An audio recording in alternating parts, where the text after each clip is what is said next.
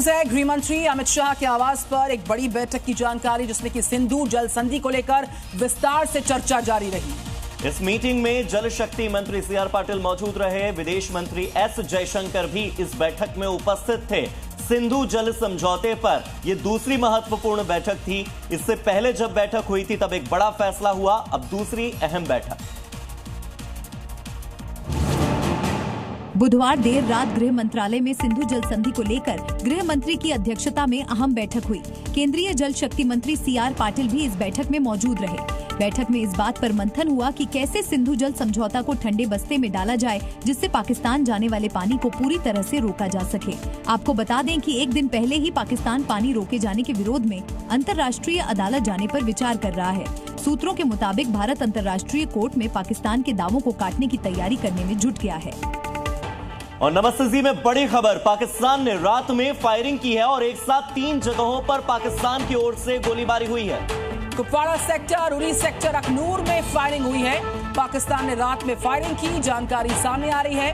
एक साथ तीन पोस्ट पर पाकिस्तान ने फायरिंग की, गोलीबारी की, जिसमें अखनूर सेक्टर के साथ साथ उरी सेक्टर और कुपवाड़ा शामिल है। हालांकि भारतीय सेना पूरी तरह से सतर्क है, अलर्ट है, तैयार है और यही कारण है कि तीनों पोस्ट पर जब गोलीबारी हुई तो कुपवाड़ा में, उड़ी में और अखनूर में भारतीय सेना ने मुंहतोड़ जवाब दिया।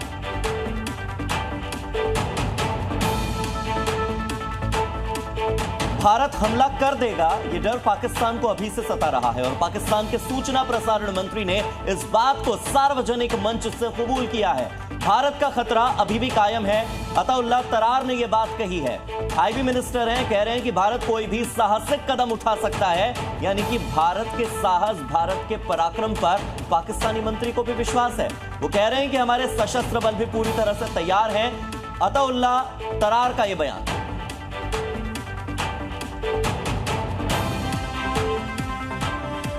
अपने किसी भी इलाके को उसकी डिफेंस में उसका भरपूर जवाब देगा भारत को और मुंह तोड़ जवाब देगा। पाकिस्तान मजबूती के साथ अपने किसी भी इलाके को उसकी डिफेंस में उसका भरपूर जवाब देगा भारत को और मुंह तोड़ जवाब देगा। पाकिस्तान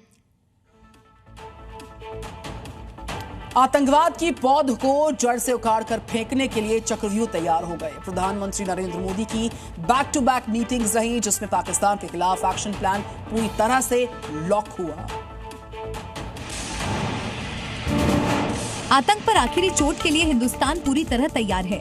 आतंकियों के पनाहगार पाकिस्तान के खिलाफ पीएम मोदी ऐसा चक्रव्यूह रच चुके हैं जिससे बच पाना शहबाज शरीफ के लिए नामुमकिन है, क्योंकि पिछले 24 घंटे में पीएम मोदी कई बैठकों की अध्यक्षता कर चुके हैं। सबसे पहले सुरक्षा मामलों पर कैबिनेट सुरक्षा कमेटी की बैठक हुई। इसके बाद cabinet committee on political affairs की अहम बैठक हुई। तीसरी बड़ी मीटिंग कैबिनेट की आर्थिक मामलों की कमेटी यानी CCA की हुई और आखिर में कैबिनेट की बैठक हुई। यानी किसी भी एक्शन से पहले भारत खुद को हर मोर्चे पर तैयार रखने की कवायद पूरी कर